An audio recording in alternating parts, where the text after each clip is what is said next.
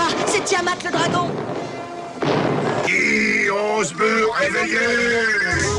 Vous êtes comme nous, vous regardez ces images, vous écoutez cette chanson et vous vous dites « Mais je connais très bien ça ». Mais oui, c'est en 1987 que vous avez pu découvrir en France le dessin animé Le Sourire du Dragon, plus connu sous le nom de Donjons et Dragons.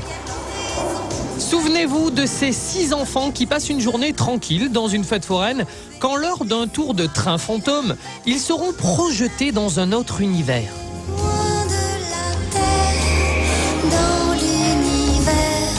Ils incarneront alors chacun un personnage particulier et débuteront une quête qui devra leur permettre de retourner chez eux.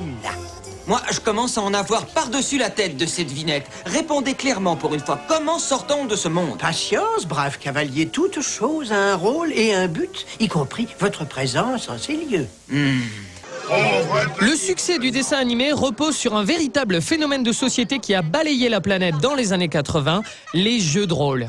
Mais au fait, si quelqu'un pouvait nous expliquer le jeu de rôle? En peu de mots, on va dire que ce sont des amis qui se réunissent donc pour jouer une pièce de théâtre où ils peuvent intervenir sur le cours même du scénario. Avec le dessin animé Donjons et Dragons, les créateurs tentent de porter à l'écran l'univers particulier des jeux de rôle. Un pari pas évident, il s'agit de ne pas décevoir les puristes qui semblent intransigeants sur les codes à respecter. Donc bon, fondamentalement, le dessin animé Donjons et Dragons reprend les grands principes du jeu. On retrouve les classes de personnages. Vous avez le barbare. Les barbares sont des gens très sauvages. Maintenant, Bobby!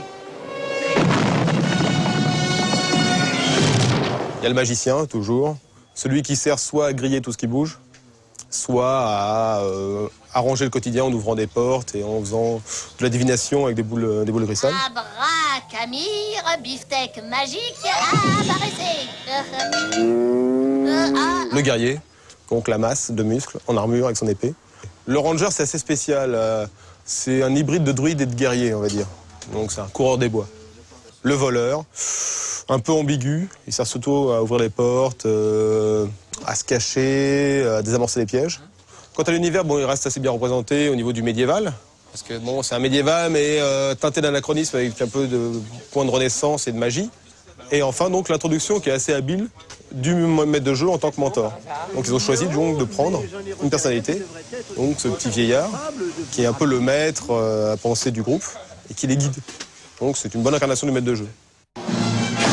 Ainsi, si certains codes semblent avoir été fidèlement retranscrits, sur d'autres points, le dessin animé a déçu et même fait bondir les amateurs du jeu. Si les classes sont bien représentées et l'univers aussi, l'utilisation qu'ils en font laisse un peu à désirer.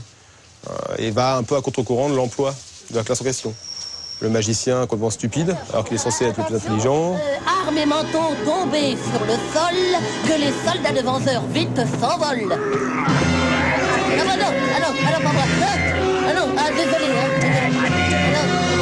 Le barbare, inoffensif, faible, alors que normalement ça doit être une brute de combat. Je m'en occupe. Le guerrier, totalement couard, alors qu'il doit toujours être devant pour protéger le groupe. Ça laisse vraiment à désirer. Alors les orques donc, ont des têtes de cochon. Ce qu'ils eurent, mais il y a très longtemps, on va dire dans les premiers croquis donc, du jeu. Mais je dois pouvoir vous en montrer un là. Un orque, vous verrez que ça n'a pas du tout une tête de cochon. Ou alors vous avez des cochons bizarres. Voilà. Vous voyez, ça c'est un orque. Alors nous, on était là, tranquille, à regarder un dessin animé, peinard. On était loin de se douter de la supercherie. Et à l'heure qu'il est, nos 6 compagnons cherchent toujours un moyen de rentrer dans leur foyer. Car le foyer est le reflet du cœur et un reflet que chacun d'entre nous doit comprendre un jour.